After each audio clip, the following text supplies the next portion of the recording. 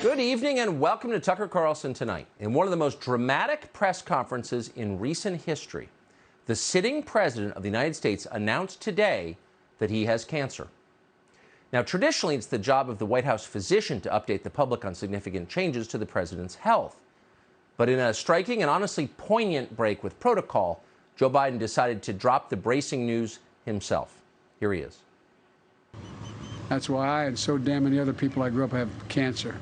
And why can't, for the longest time, Delaware had the highest cancer rate in the nation. I have cancer, Joe Biden said, and I got it from growing up in Delaware. And with that, Biden left the stage, taking no questions about his condition. What kind of cancer does Joe Biden have? What is his long-term prognosis? And is Delaware really that bad? Parts of it are not beautiful, that is true, but can an entire state be a carcinogen? At this point, we can't say. We are hearing word tonight that Biden may have misspoken, rattled no doubt by the stress of his diagnosis. It is likely that, in fact, it's not cancer Joe Biden is battling, but dementia. Simple mistake. We'll get an update from our own in-house physician, Dr. Mark Siegel, in just a moment. But first, no matter what is wrong with Joe Biden, and something clearly is, it has not prevented him from working to amass more power than any American president has ever had. Joe Biden approaches power the way J.B. Pritzker approaches the waffle station at a Shoney's breakfast bar, with maximum enthusiasm. He snorts and slurps and splashes it on his shirt. He can't get enough. Joe Biden's latest idea is that he, personally, is the only branch of government in the United States. No more separation of powers. Joe Biden has all the power. If the Congress, the Supreme Court, does something that Joe Biden doesn't like, he gets to simply ignore it and then do what he wants to do. And he can do this because it's an emergency. There's no time for democracy. We've got an emergency on our hands, and naturally, only Joe Biden can solve it. We don't have enough abortions. It's an emergency. You're not wearing a mask alone in your car. It's an emergency. Your kids aren't trans yet. It's an emergency. And of course, the emergency to top all emergencies, the climate crisis, which is a kind of ongoing 1,000-year emergency, and for that reason, very much existential, whatever that means. But trust us, it is bad. And the only solution to it is to hand Joe Biden more power. At an event today, Biden explained the details. Since Congress has officially rejected his attempt to take over our country's energy grid and plunge America into well-deserved darkness, Joe Biden will have to do it himself unilaterally. Now, how is that constitutional, you may ask? Come on, you know the answer. Because it's an emergency, dummy. It turns out that because Congress rejected Joe Biden's bill, and also because Fox News exists, Americans are dying by the millions from bad weather, which apparently this planet has never seen before, because actually the glaciers were not real. They never happened. That's an Alex Jones thing. What is real is existential climate change. Thankfully, Joe Biden is going to save you from it. Watch. Today, I'm making the largest investment ever, $2.3 billion, to help communities across the country build infrastructure that's designed to withstand the full range of disasters we've been seeing up to today. Extreme heat, drought, flooding, hurricanes, tornadoes. Now, he slurred the words, maybe because, as we told you, he has cancer. But if you listen carefully, you heard today that because of climate change, for the first time in history, it's going to be hot, and then it's going to rain hard. You did that, Republicans, with your two-stroke chainsaws and your damn Ford F-150s. Shame, shame, shame. It's not like you didn't know it was going to happen. It's not like you weren't warned.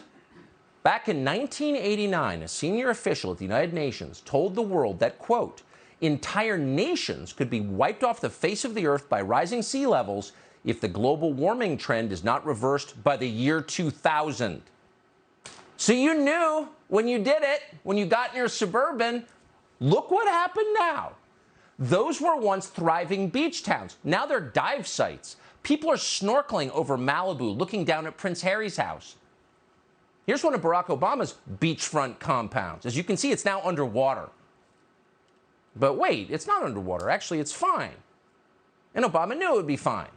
In fact, Obama spent more than $10 million to buy it, and that tells you how much he believes in global warming. Not at all, it turns out. Actually, no one really believes in global warming.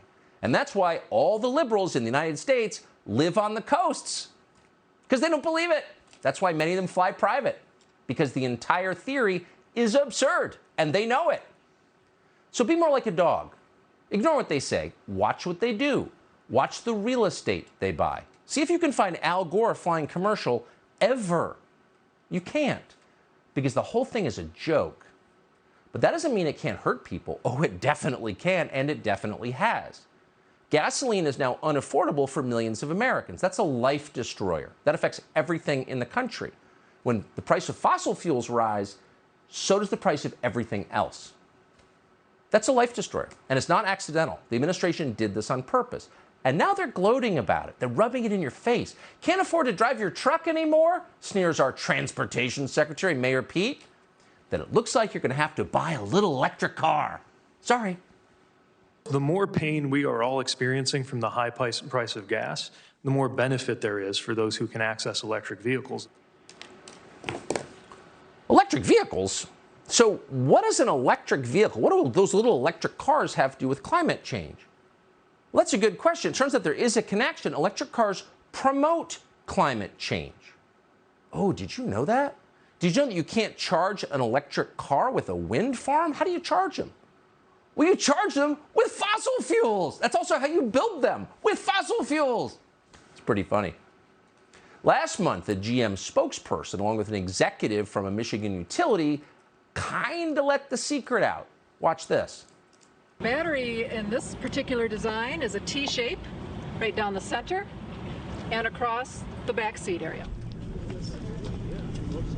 Because everybody thought we killed the electric vehicle. No, we didn't. It's alive and well. So what's charging the batteries right now? What's the source of Well, electricity? here, it's coming from the building. I mean, is it what's our mix of power? Oh, actually, Lansing feeds the building. What's that? Lansing feeds power to the building. So I don't know. They're I bet you they're a bit of coal. Well, they're heavy on natural gas, aren't they? right now the car's charging off of your grid. Right. It would be charging off our grid, which is about 95% coal. Someday, let's hope historians find that tape and then just savor it. Get a beer, get a whole six-pack and watch it again and again and again. The spokeschick from the car company is asked, impressed by your battery, but how do you charge it? She goes, wait, from the building. Charge comes from the building. You just plug it into the socket. But where does the electricity come from? She has no idea. We have a battery. There's a battery in here. It's a battery. So then they ask the utility guy, where's the electricity come from? Oh, from a coal plant. So you charge your little electric car that Mayor Pete wants you to buy with coal, and then you feel virtuous. So really, if you think about it, it's no wonder they tell you that the science is settled and you're a denier, you're immoral if you have questions, because there's really no defending the details, most of which, as you just saw, they don't understand. How does the electric car get charged? Oh, from the building, which is not a power plant. For the record, it's just a building with an outlet. So today, Joe Biden didn't answer any questions about where the energy is coming from. In fact, he told us there's no time for debate because it's an emergency. The UN's leading international climate scientists call the latest climate report nothing less than, quote, code red for humanity. Let me say it again. Code red for humanity. Let me slur it again. Sorry, I've got cancer. Code red for humanity. And actually, he's right, but not in the way that he intends. If Biden and other leaders throughout the West, not just elected ones, but the NGO community, continue to do what they've done for the past 20 years and suppress fossil fuels, it will be a code red disaster. Millions of people will starve to death. Billions of people will drop into poverty. Unlike rising oceans, that effect is guaranteed. But Joe Biden doesn't care, assuming he knows. He's not going to be here for that anyway. His new executive order will spend more than $2 billion on wind power in the Gulf of Mexico. How much energy does a windmill produce? No, not how much can it produce. How much does it produce? And where does it go? Just for fun, if you have a day free, try to get an answer to that question. You can't. No one asks. No one cares. Biden's also ordering the Secretary of the Interior to, quote, advance clean energy development all over the country, which means pay off his donors, of course. That means more electric cars, solar panels, et cetera, et cetera. So who benefits from this? That's always the first question. Well, of course, Democratic donors benefit. They're getting rich from this. But who makes all this stuff? Well, China makes almost all of it. China makes 76% of the world's lithium-ion batteries. China makes 75% of the world's solar panels. China makes virtually all of the world's wind turbines. 7 of the world's 10 biggest wind turbine manufacturers are based in China. So that means China will have control of our energy grid. If you control a country's energy grid, you control that country. It's really simple. On CBS recently, Joe Biden's energy coordinator, Amos Hochstein, explained why that's a good thing. We can have additional American investment in climate, renewable energy, electric vehicles. Why wouldn't we want to do that? Why would we want to create an environment in which China's ahead of us? The rest of the world is making the investments and we're not. We want to be able to put the kind of incentives that there'll be additional investment in the infrastructure for renewable energy, for solar, for wind, and for electric vehicles, and for our nuclear fleet in this country. That's how we get to climate.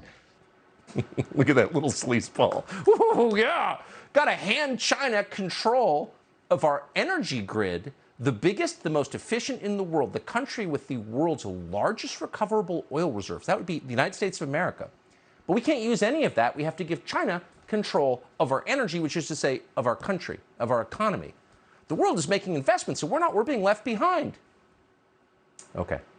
Well, the rest of the world has gone deeper into the green delusion than we have, none of which helps the actual environment, by the way, in case you care about nature. Nature is not helped by any of this. But the rest of the world has been a lot more eager than the United States to dive right into the Green New Deal. So how's that worked for them? We can't say this enough. It has been an unqualified disaster. In the first quarter of this year, just a few years after the Berlin Senate declared a climate emergency, so-called renewables accounted for 50% of all German electricity consumption. So what happened next? Well, Germany can't keep the lights on and is very worried about winter coming. As the Washington Post put it, quote, Hamburg landlords are rationing hot water. Berlin may turn off non-essential traffic lights at night. Oh, no traffic lights. Oh, that's a civilized country. How's that working for you? In Great Britain, no country has ever evaporated faster in world history than that one. But in the UK, more than 90% of the population lives in a place where local authorities have just declared a climate emergency.